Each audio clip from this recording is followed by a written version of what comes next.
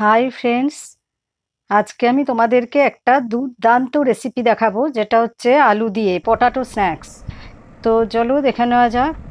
আমি প্রথমে দুটো আলু নিয়ে নিয়েছি। এবার এটাকে আমি স্লাইস করে কেটে নেব।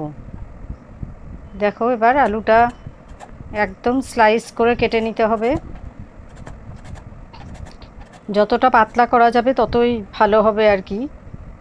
তো এই যে দেখো, এইরকম করে আমি আস্তে আস্তে এগুলোকে কেটে নিচ্ছি।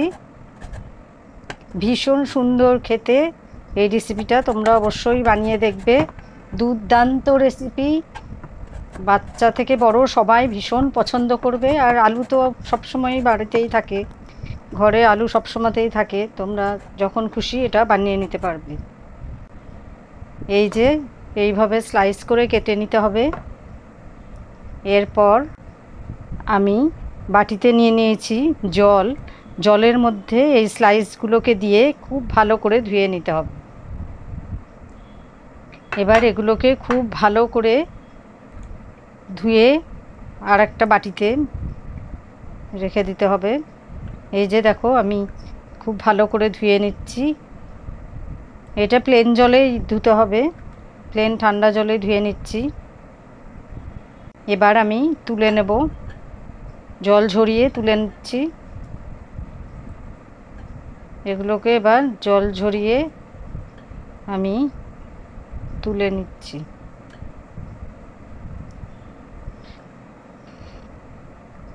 আমার এগুলো ধুয়ে নেওয়া হয়ে গেছে। এবার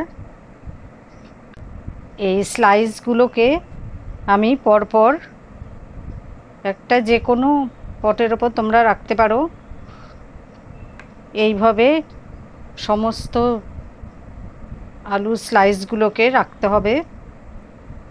এটাকে খুব ভালো করে আর কি শুকিয়ে নিতে হবে। আমরা রোদে দিয়ে শুকাবো না, মানে সাথে সাথেই শুকিয়ে যাবে। দেখো আমি কি করছি, দেখতে থাকো, তাহলে দেখতে পাবে যে এখনই শুকিয়ে যাবে। এইভাবে পরপর তোমরা যে কোনো থালাতেও রাখতে পারো, বা এরকম বেসের ওপরও রাখতে পারো, যে কোনো জিনিসের ওপরেই রাখতে পারো। তো এইভাবে পরপর স্লাইসগুলোকে রেখে এবার যেটা করতে হবে সেটা দেখো, যে কীভাবে আমি অ্যাট এ টাইম শুকিয়ে নিয়েছি।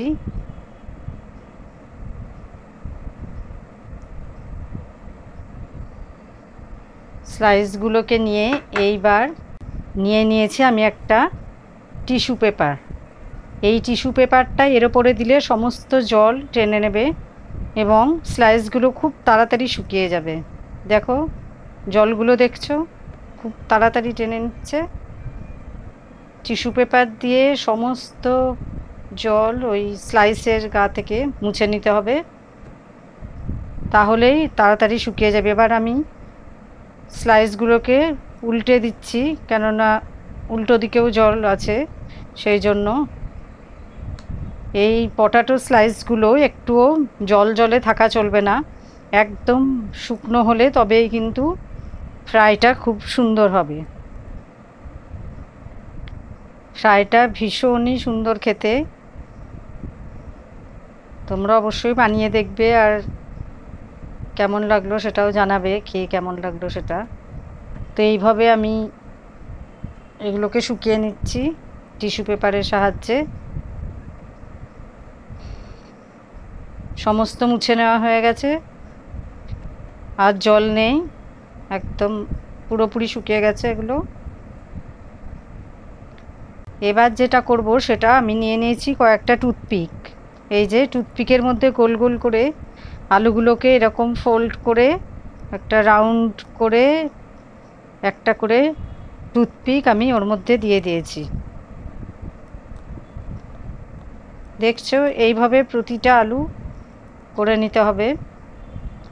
একটা করে ফোল্ড দিয়ে টুথপিক দিয়ে আটকে দিতে হবে।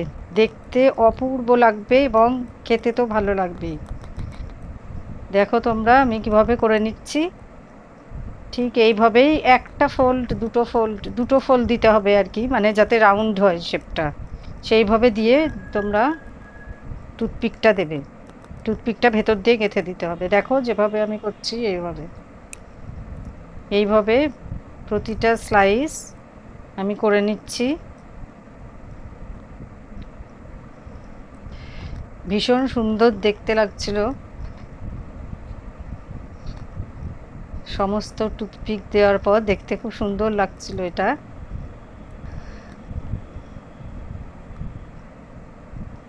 এই স্লাইসগুলোও দিচ্ছি। এই যে আমি সব কটাই দেওয়া হয়ে গেছে, দেখো কি সুন্দর দেখতে লাগছে।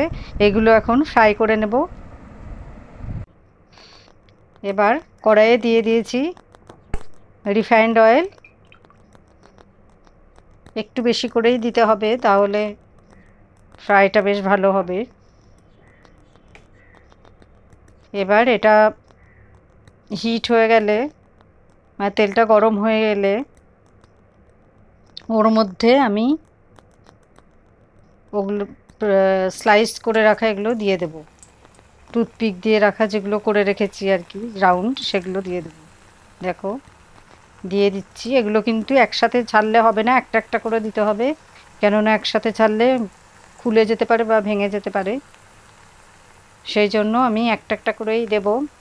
আর এটা খুব হালকা করে ভেজে নিতে হবে, খুব ডিপ ফ্রাই না, খুব হালকাও না, এরকম একটা ব্রাউন শেপ আসবে।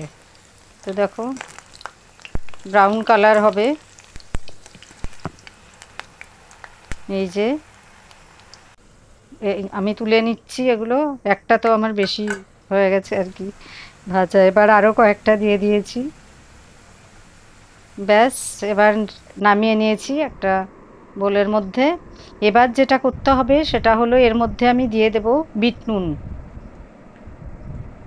তারপর দিয়ে দিচ্ছি চিলি পাউডার, খানিকটা চিলি পাউডার দিয়ে তারপর দিতে হবে কসুরি মেথি। আমি এর ওপর দিয়ে ছড়িয়ে দিয়েছি, অপূর্ব ফ্লেভার, মানে এটা দিলে ফ্লেভারটা সুন্দর আসবে। এইভাবে তোমরা একটু মিক্সড করে নেবে। খুব গরম, আমি ওই জন্য হাত দিচ্ছি না, মানে এখনই জাস্ট নামিয়েছি।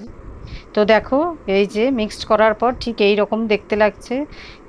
এত সুন্দর দেখতেও লাগছে, খেতেও অপূর্ব টেস্টি।